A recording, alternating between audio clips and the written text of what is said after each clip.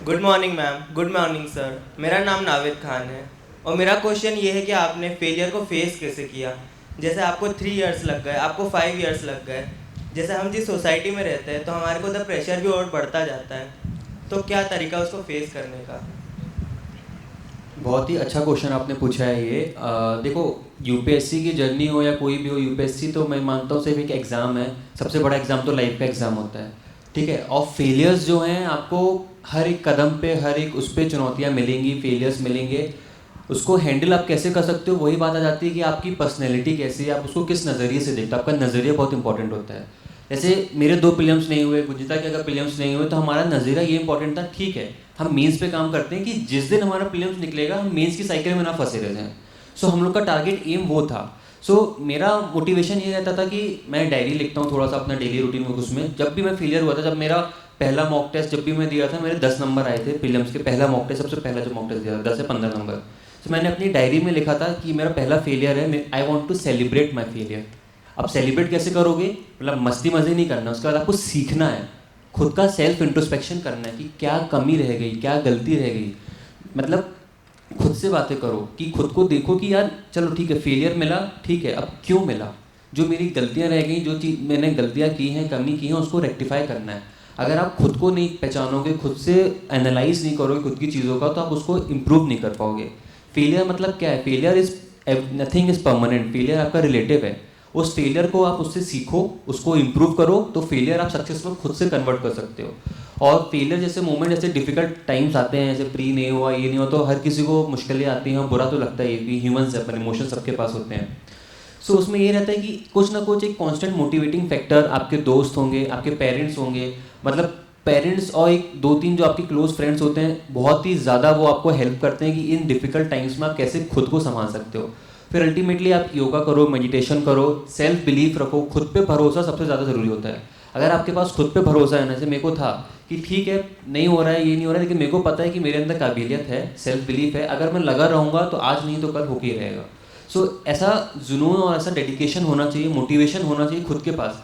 मतलब किसी भी फेलियर, अगर आपके पास एक वजह है ना कि अगर आपको सिविल सर्विस या आईएएस बनना है, तो यूपीएससी में मोस्ट 80% लोगों से इंटरव्यू पहला क्वेश्चन पूछा जाता है, आप आईएएस क्यों बनना चाहते हैं, और लोग उसका आंसर प्रिपेयर करते हैं, बनाते हैं। लेकिन अगर आपके पास खुद से वो रीज़न होना चाहिए कि मेरे को आईएएस या मेरे को एमपीपीएससी सिविल सर्विस क्यों करनी है, तो वो जो आंसर रहेगा वो आपका खुद का मोटिवेशन रहेगा कि ये रीज़न है मेरा, इसलिए मेरे को ये चीज़ें करनी है। तो ये फेलियर जो रहेगा ये टेम्परेरी है। इसको आप अपने आप डेफिनेटली अपने डिटर्मिनेशन और अपने हार्डवर्क से उसको हमेशा ओवरपावर कर सकते हो। Thank you sir. एक चीज़ और है कि जैसे मैंने जो गलती की वो मत करना। मैंने सेकंड अटेम्प्ट में मेंस में फेल होने के बाद एग्ज़ाम की तैयारी छोड़ दी, ये सोच के कि मैं नहीं कर पाऊँगा। तो आप समझ सकते हैं कि फेलियर के बाद ऐसी भी सिचुएशन आ जाती है।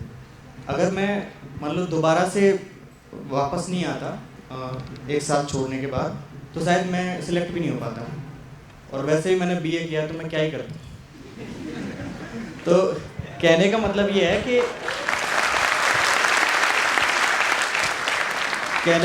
है कि स्ट्रेस हो जाए दिक्कत नहीं है, कुछ समय के लिए पढ़ाई छोड़नी पड़े तो भी दिक्कत नहीं है। बस ये है कि तैयारी मत छोड़ देना है फेलियर के चक्कर में। ये तो आते रहेंगे, वैकेंसी वैसे भी कम है यार, 250 वैकेंसी पे लड़ रहे हो, तो जाहिर सी बात है 251 या 256 वाला व्यक्ति बेवकूफ़ तो नहीं है, वो आगे जाके इम्प्रूव कर ही लेगा।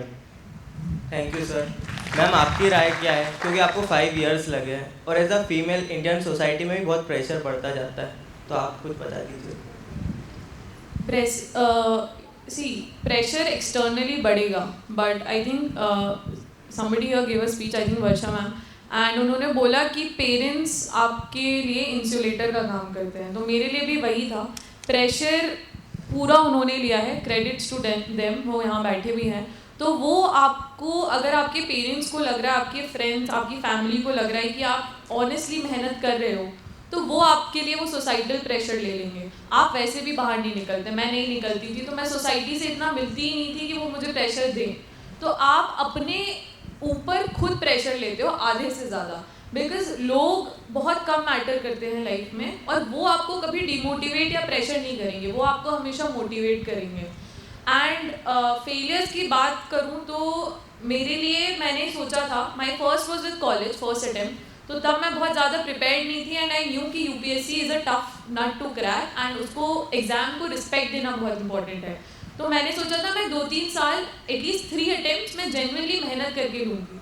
तो मैंने वो 3 अटेम्प्ट्स दिए हुए थे अपने खुद के लिए कि हर अटेम्प्ट में फेल होंगी, पता नहीं था, बट अगर हो रही थी तो ये सोच रही थी कि अब मौका मिलेगा, because I knew prelims is not my strength, mains is, but prelims objective exam है, वो मेरी स्ट्रेंथ नहीं है। तो वो रिकॉग्नाइज करना कि आप फेल क्यों हो रहे हो। मैं फेल इसलिए हो रही थी, मैं मिस मार्जिन से ही कर रही थी प्रीलिम्स, 0.66 से किया था मैंने सेकंड अटेम्प्ट में, but still it was a failure because I somewhere lag. तो बस आप ये रिकॉग्नाइज कर लो हर फेलियर के बाद कि कहीं मुझ में थोड़ी सी कमी है, it's not that you have not made the effort, थोड़ी सी वो कमी है, तो फिर आप नेक्स्ट ईयर अगले दिन उठ के फिर उस कमी को पूरी करने में लग जाते हो और आप भूल जाते हो कि फेलियर है। तो वही अप्रोच रखना पड़ेगा।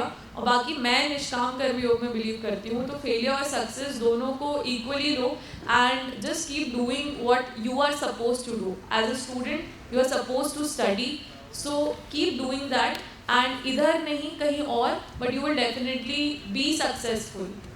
Thank you. और